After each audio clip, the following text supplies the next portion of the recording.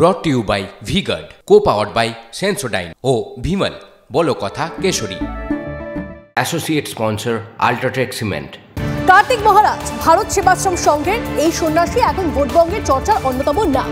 তাকে নিয়ে মুখ্যমন্ত্রীর মন্তব্যের পরই মেরুকরণের রাজনীতি টেনে এনে তৃণমূলকে তুলোধনা করছে বিজেপি। পাল্টা ব্যাখ্যা দিতে হচ্ছে মমতা বন্দ্যোপাধ্যায়কেও। আর সেই দরজার মধ্যেই মুখ্যমন্ত্রীকে আইনি নোটিশ পাঠিয়েছেন কার্তিক মহারাজ। আর এই নোটিশ পাওয়ার পরই মহারাজের বিরুদ্ধে আরও সুর চড়িয়েছেন মুখ্যমন্ত্রী।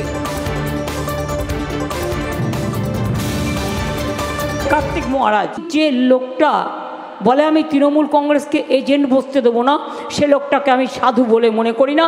তার কারণ তিনি ডাইরেক্ট পলিটিক্স করে দেশটার সর্বনাশ করছেন।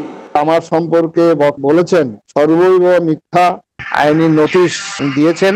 কার্তিক মহারাজ তিনি আমাদের এজেন্ট বসতে দেয়নি। আর আমি কার্তিক মহারাজ আমার কি ক্ষমতা আছে দোর্দণ্ড প্রতাপ টিএমসি তাদের এজেন্টকে বের করে দেবো, এটা আমি বলতে পারি? আর বললে আমার মাথা থাকবে ধরের মধ্যে? মুর্শিদাবাদে যে দাঙ্গাটা করিয়েছিলেন তার হোতা ছিলেন উনি। ভারত সেবাশ্রম সংঘের সন্ন্যাসীরা সারা পশ্চিমবঙ্গে কোন জায়গায় সন্ন্যাসীরা সংগঠিত হয়ে দাঙ্গা করে তার প্রমাণ দিক। এলাকায় এলাকায় গিয়ে ধর্মের নামে আপনি বিজেপি করে বেড়ান। আমি বলছি আপনি করুন, কিন্তু বিজেপির চিহ্নটা বুকে লাগিয়ে রেখে করুন।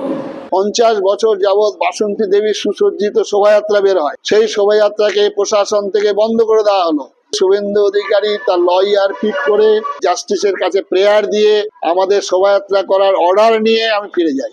সুতরাং তার প্রশংসা করবো না কেন? আমি যেটা বলি আমি উইদাউট এভিডেন্সে বলি না। আমি তাকে চ্যালেঞ্জ করছি ওপেন, যে তিনি প্রমাণ দিক কোন জায়গায় কোথায় বলেছি। উইদাউট এভিডেন্স কিছু বলছেন না মুখ্যমন্ত্রী মমতা বন্দ্যোপাধ্যায়, এমন বলতে শোনা গেল মুখ্যমন্ত্রীকে। আর তার পাল্টা চ্যালেঞ্জ করতে শোনা গেল কার্তিক মহারাজকে। এই টানাপোড়েন যখন চলছে তার মধ্যে এই সন্ন্যাসীদের ধমক দিচ্ছেন মুখ্যমন্ত্রী। রামকৃষ্ণ মিশনের মতো প্রতিষ্ঠানকেও ছাড়ছেন না। ঠিক এই সুরে মহারাজ বিতর্কে ফের অল আউট অ্যাটাকে নরেন্দ্র মোদী। শোনাবো আপনাদের। अब तो यहाँ की मुख्यमंत्री खुद हिंदू संतों को धमकी दे रही है।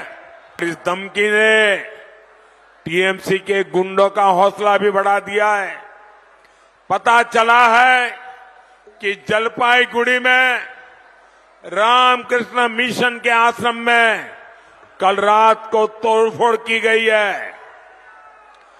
आश्रम में काम करने वाले कर्मचारियों के साथ मारपीट की गई है, उनको धमकी दी गई है। अपने वोट बैंक को खुश करने के लिए टीएमसी सरकार हद पार कर रही है। আর এই একই সুরে সুর মেলাতে দেখা গেল বিজেপি নেতা দিলীপ ঘোষকে। তিনি বললেন যে রাজ্যের ধর্মীয় প্রতিষ্ঠানগুলিকে অপমান করছেন মুখ্যমন্ত্রী মমতা বন্দ্যোপাধ্যায়। আর কি অভিযোগ করলেন তিনি, শোনাবো আপনাদের। পশ্চিমবাংলার যে গৌরব, যে সম্মানের শান্তির জায়গা আমাদের ধার্মিক আশ্রমগুলো, সেই ধর্ম প্রতিষ্ঠানকে অপমান করা, সাধু সন্ন্যাসীদের গালাগালি দিচ্ছেন। ভগবান এটা ওনার মুখ দিয়ে বলাচ্ছেন, কারণ ওনার পতন এসে গেছে সামনে। এই ইলেকশনের পর থেকে ওনার পতন শুরু হবে।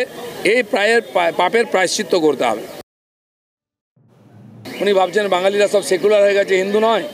এই বাঙালি হাজার হাজার সংখ্যায় রামকৃষ্ণ মিশনে, ভারত সঙ্গে, ইস্কনে, এই সমস্ত সংস্থাতে গিয়ে প্রসাদ খান, খিচুড়ি খান, মাথা টেকান।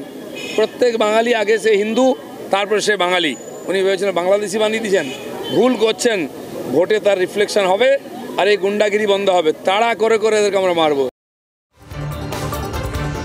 এ নিয়ে কথা বলবো। আমাদের সঙ্গে অরূপ চক্রবর্তী, তৃণমূল মুখপাত্র রয়েছেন। অরূপবাবু, রাজ্যের ধর্মীয় প্রতিষ্ঠানগুলিকে অপমান করছেন মুখ্যমন্ত্রী মমতা বন্দ্যোপাধ্যায়, এই অভিযোগ করছেন বিজেপি নেতা দিলীপ ঘোষ। কিন্তু মুখ্যমন্ত্রী মমতা বন্দ্যোপাধ্যায় বারবার করে বলেছেন তিনি ব্যক্তি বিশেষকে বলেছেন, কোনো প্রতিষ্ঠানকে বলেননি। তারপরেও দিলীপ ঘোষ এই কথা বললেন। আপনি শুনলেন তার বক্তব্য, আপনার প্রতিক্রিয়া?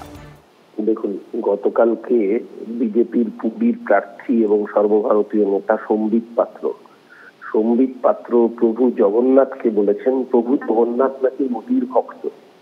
মানে ভেবে দেখুন, যারা সরাসরি প্রভু জগন্নাথ আমাদের আরাধ্য দেবতাকে মোদির ভক্ত, মোদির তলায় আশ্রয় দেন, তারা ধর্মকে কতটা সম্মান করেন। আর মমতা ব্যানার্জি কখনোই কোনো ধর্মীয় প্রতিষ্ঠানকে বলেননি। তিনি একজন ব্যক্তি বিশেষ, কার্তিক মহারাজ, যিনি বারংবার করে বিজেপিকে প্রকাশ্যে মদত দেওয়ার কথা বলেছেন একাধিকবার। এবং আমরা জানি যখন মুর্শিদাবাদে ভোট ছিল, সেই দিনকে বেলডাঙ্গায় তার আশ্রমে, সেখানে তৃণমূল কংগ্রেসের এজেন্টদের তিনি বসতে অ্যালাউ করেন। তো স্বাভাবিকভাবেই তার প্রতিক্রিয়া হিসেবে মমতা বন্দ্যোপাধ্যায় বলেছেন, মমতা বন্দ্যোপাধ্যায় চিরকালই ভারত সেবাশ্রম সংঘ, রামকৃষ্ণ মিশন তাদেরকে শ্রদ্ধার চোখে দেখেন এবং গতকালও ভারত সেবাশ্রম সংঘের পক্ষ থেকে সংঘের সম্পাদক অফিসিয়ালি বার্তা দিয়ে জানিয়েছেন যে মমতা বন্দ্যোপাধ্যায় চিরকাল তাদের পাশে ছিলেন, তার এই ভূমিকাকে তারা সম্মান করেন এবং এই ঘটনার কথা বলা হচ্ছে সেটা একটা ব্যক্তি বিশেষের ঘটনা, এটা আমরা বলিনি, ভারত সেবাশ্রম সংঘ নিজেরাই তারা জানিয়ে দিয়েছেন ঘোষণা করে। এরপরে আর কোনো রাজনৈতিক বিতর্ক থাকে না। বিজেপির অন্য কোনো এজেন্ডা নেই, বিজেপির গ্যারান্টি মানুষ প্রত্যাখ্যান করেছে। এরা নিজেরা রাম মন্দিরের নাম করে পুরীর শঙ্করাচার্য, যোশীমঠের শঙ্করাচার্য পরিষ্কার বলে দিচ্ছে হিন্দু ধর্মের শঙ্করাচার্যের থেকে বড় ধর্মগুরু এই কার্তিক মহারাজ নন। তারা বলে দিয়েছেন বিজেপি ধর্মকে নিয়ে রাজনীতি করে। সেই ধর্মকে নিয়ে কারা রাজনীতি করে সেটা সারা ভারতবর্ষের মানুষের সামনে পরিষ্কার। দেশের মানুষ নির্বাচনে অন্ন, বস্ত্র, বাসস্থানের পক্ষে ভোট দেবে। বেশ, অনেক ধন্যবাদ আমাদের সঙ্গে কথা বলার জন্য। কথা বলছিলাম তৃণমূল মুখপাত্র অরূপ চক্রবর্তীর সঙ্গে। আর এদিকে কার্তিক মহারাজকে নিয়ে মুখ্যমন্ত্রীর মন্তব্যের যে মুখ্যমন্ত্রীকে কড়া আক্রমণে বিজেপি, মমতা দিদি ঠিক করছেন না, উনি কি এমন কথা ইমামদের বলতে পারবেন? প্রশ্ন অসমের মুখ্যমন্ত্রী হিমন্ত বিশ্ব শর্মা। जो बंगाल का सीएम ममता दीदी ने जो कर रहा है बहुत बुरा कर रहा है। क्या वही भाषा वो कोई इमाम और मुल्ला के लिए व्यवहार कर सकते हैं? नहीं करेगा। लेकिन आज वो जैसा भाषा भारत सेवाश्रम रामकृष्ण मिशन का ऊपर व्यवहार कर रहा है, देश का पूरा हिंदू समाज दुखी है। হিমন্ত বিশ্ব শর্মা তার বক্তব্য আপনাদেরকে শোনাচ্ছিলাম। আর এদিকে রাজনীতিবিদদের কখনো ধর্মকে জড়িয়ে কোনো মন্তব্য করা উচিত নয়। ভোট প্রচারে ধর্মকে টেনে আনা অনুচিত কাজ হচ্ছে মনে করেন বিভিন্ন মঠের সন্ত থেকে মসজিদের ইমামরা।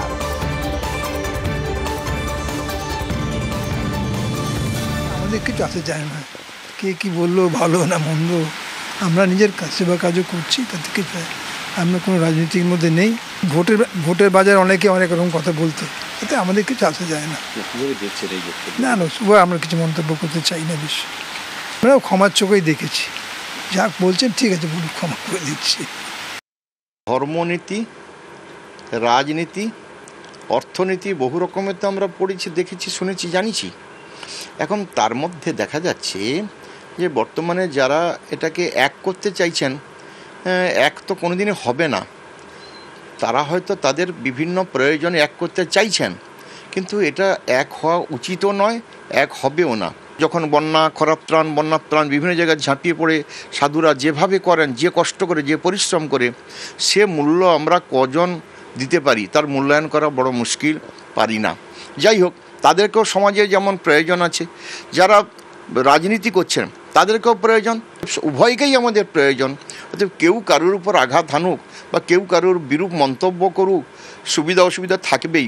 এগুলো নিয়ে এরকমভাবে প্রচার করা বা তাদের ব্যক্তিগতভাবে আঘাত করা, এগুলো ঠিক ভালো মনে করছি না।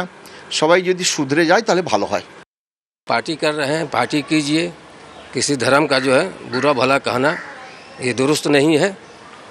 हिंदू को एक तरफ, मुसलमान को जो है एक तरफ, मुसलमानों को जो है वर्गलाना या हिंदुओं को वर्गलाना, ये सही बात नहीं है। राजनीति जिसको जो करना है, जो भी पार्टी करती है वो करे, उससे हम लोगों को कोई लेना देना नहीं है। लेकिन मज़हब, किसी का भी, कोई भी मज़हब हो, कोई भी दीन हो, कोई भी धर्म हो, कोई भी पार्टी मज़हब के को अपने सियासत में नहीं लाए, ये हमारा नज़रिया है। मज़हब चाहे वो हिंदू हो, मुसलमान हो, कोई भी हो, वो सब अपने अपनी जगह पर बेहतर है। और ये पार्टी का जहाँ तक सवाल है, ये भी अपनी अपनी जगह पर बेहतर है। आप अपना अपना काम करें, किसी के मज़हब को बीच में ला करके उसको रुस्वा करना मुनासिब नहीं है। क्योंकि हम हिंदुस्तान में रहते हैं, ये हुकूमत जमहूरियत है, हमारे लिए सब उतने ही हकदार के हैं, चाहे वो हिंदू हों, चाहे मुसलमान हो, कोई भी मज़हब। किसी के मज़हब को किसी को बोलने का हक नहीं है। সাধু সন্ন্যাসীর রাজনীতি নিয়ে যখন এত জলঘোলা হচ্ছে, তখন জমি মাফিয়াদের নিশানায় আশ্রমের সম্পত্তিও। হ্যাঁ, শিলিগুড়ির সেবক রোডে প্রায় 1.5 একর জমির ওপর জলপাইগুড়ির রামকৃষ্ণ মিশনের আশ্রয়। অভিযোগ, রবিবার ভোর রাতে কোটি টাকার সেই জমি সম্পত্তি দখল করতে হামলা চালায় একদল দুষ্কৃতী। সন্ন্যাসীদের ঘুম থেকে তুলে বন্দুক দেখিয়ে মারধরের অভিযোগও ওঠে। এমনকি প্রমাণ মুছতে ভেঙে দেওয়া হয় সিসিটিভি ক্যামেরাও। খুনের হুমকি দেওয়া হয় সন্ন্যাসীদের। ভোটের বাংলায় এই ঘটনাকে কেন্দ্র করে সরগরম রাজনীতি। শিলিগুড়িতে রামকৃষ্ণ মিশনের বিপুল পরিমাণ সম্পত্তি জবরদখলের চেষ্টা। সেবক রোডের পাশে শালুগাড়া এই সেই সেবক হাউস। আক্রান্ত রামকৃষ্ণ মিশন, আক্রান্ত সাধু সন্ন্যাসী একদল ভক্ত। শনিবার গভীর রাতে হঠাৎ হামলা, বন্দুক হাতে 10-12 জন দুষ্কৃতী দলের তাণ্ডব।